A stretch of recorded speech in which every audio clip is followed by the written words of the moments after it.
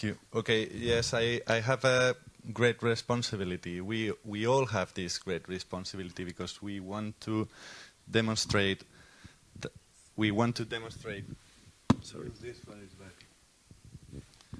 We want to demonstrate that our project is providing real results, and we have the responsibility after this very good work done by our colleagues to demonstrate it properly. So our main objective is, if you let me go back to the first presentation by Rafael, our main objective was to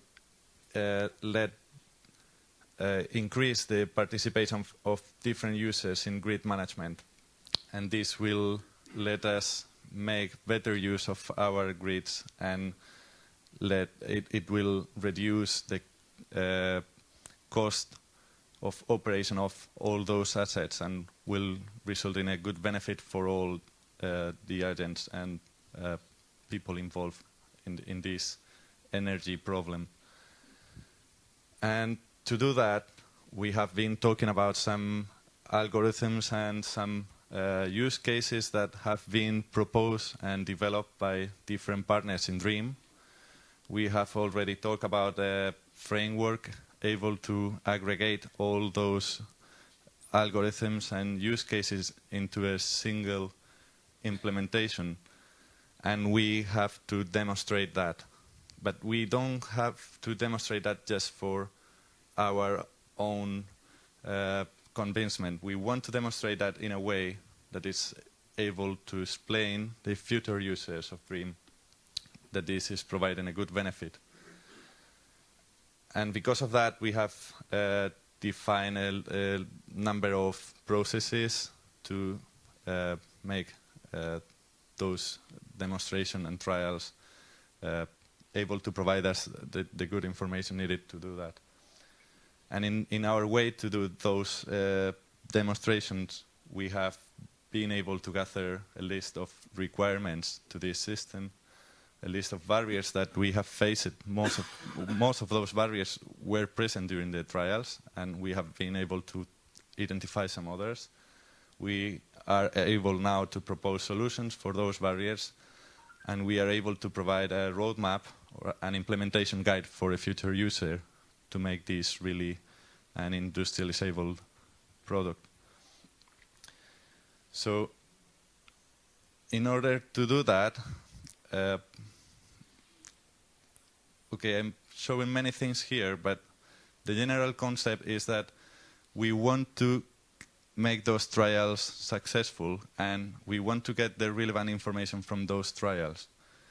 And those trials are intended to prove our goals in 3 different groups. We were talking about our objectives at the beginning of the project, the description of work. We were talking about common goals in the business cases present in our trial leaders, the companies that were providing us these nice scenarios to test our solution. And we have the goals that were detected by the developers proposing solutions to those problems. All those goals can be somehow converted into, or that can define their own metrics, their own KPIs to see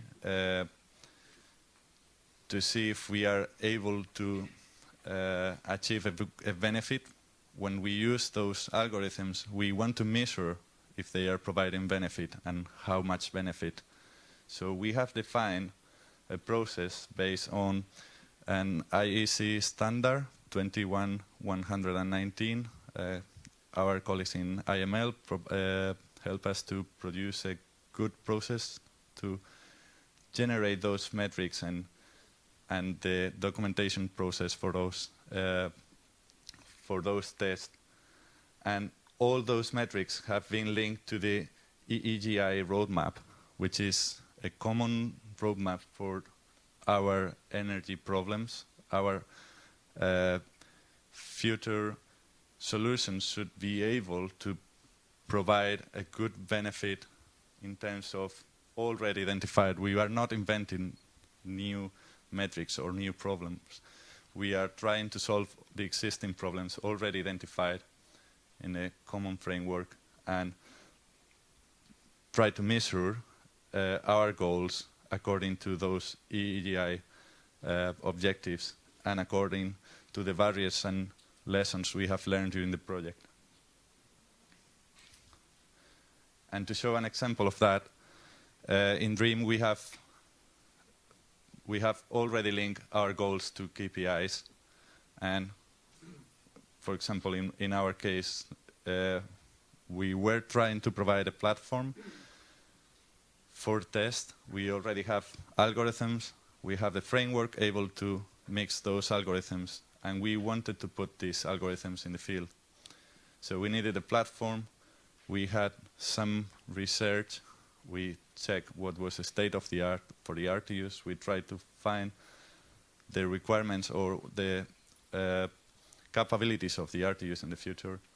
We identified what were the missing requirements needed to implement these trials.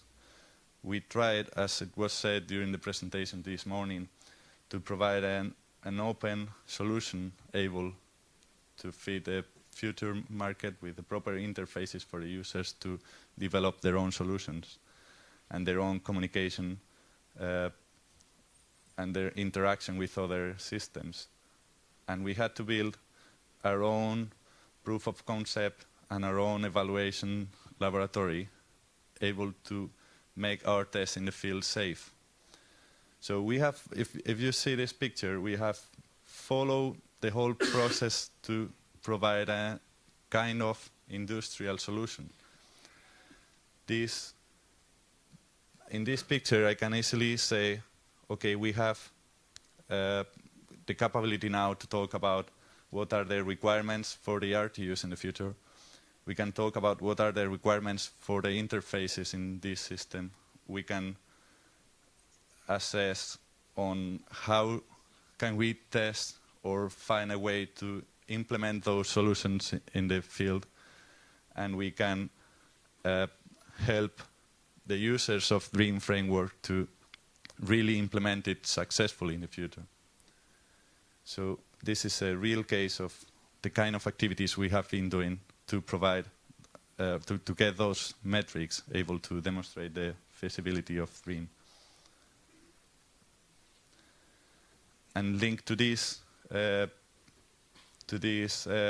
approach, we can, for example, if we go back to the presentation from my friend Jasonas, he was talking about an algorithm able to solve some problems in the grid with a number of iterations and consuming some time to solve a problem.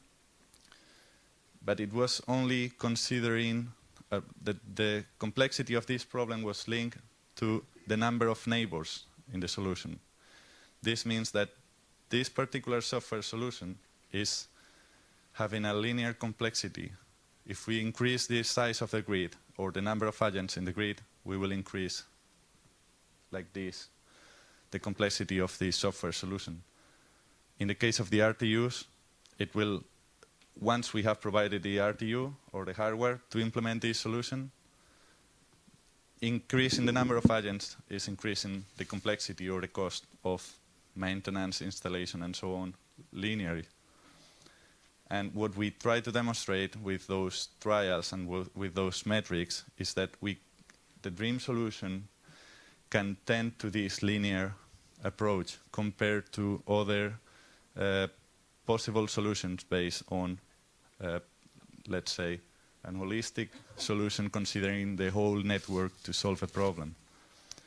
It could be centralized or distributed, but in our case, we are trying to keep the information in the smaller cell possible.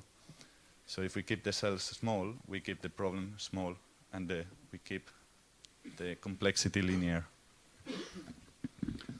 Thank you very much.